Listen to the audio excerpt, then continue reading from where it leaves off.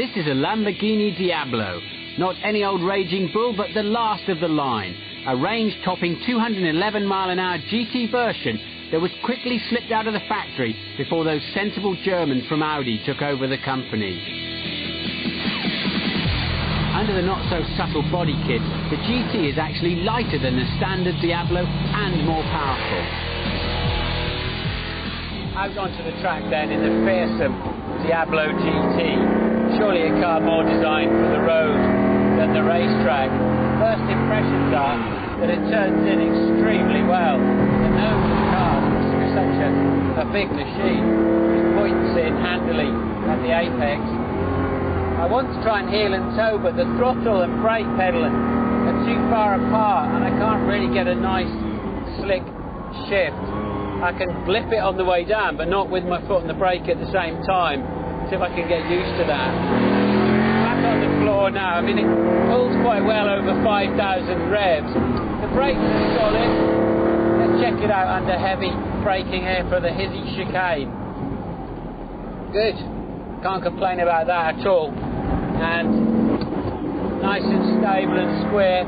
It feels though as if the brakes are not going to do too many hot laps of a racetrack. And once again you've got to get it well over 5,000. Long throttle travel. Back end of the car going like there, and even at 110 miles an hour, the wheels lifting slightly off the ground and spinning. Once again, nose pointing in very predictably, very nicely. A bit damp under the trees here, so give it a bit of respect. Check the brakes then, down into Lodge hairpin. Gearbox a little bit clunky, you have to give it a fistful to get it to change. So, I'm happy with the handling, I'm moderately happy with the brakes. The gearbox is a little bit clunky and heavy. The engine a bit empty, still making plenty of noise. So the Diablo GT handles and brakes better than I expected. But even though it has allegedly about 100 brake horsepower more than the F40, it's nothing like as much fun on the track.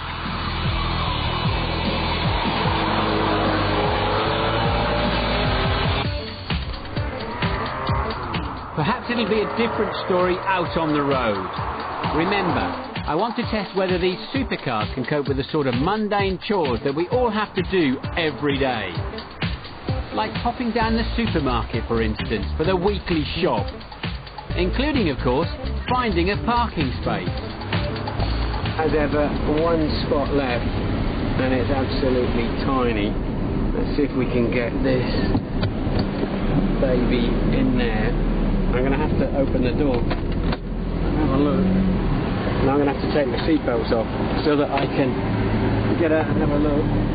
That is seriously tight. Problem is, now the mirror's up in the air. The rear view camera helps a little, but it's strange. It doesn't give you a feeling of distance and it reverses the image. That'll do. Luckily the door goes up rather than out, otherwise I'd have no chance. Let's hope the shopping's a bit less stressy.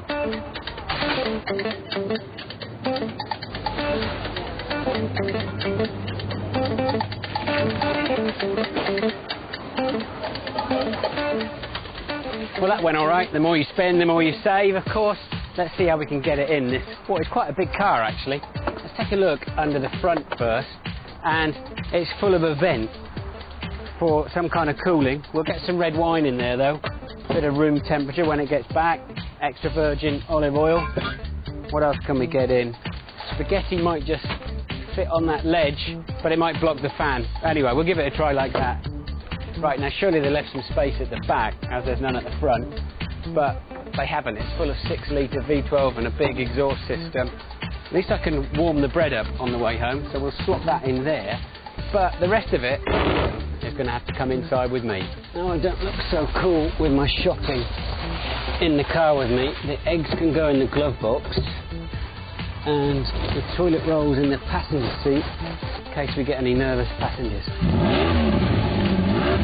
So, when it comes to real-world practicality, the Diablo GT is right up there with the Ferrari F40. It's a nightmare. Parking takes forever and there's no space to put anything. Plus, with all of those scoops, vents and wings, it's difficult not to feel very conspicuous when you're driving it.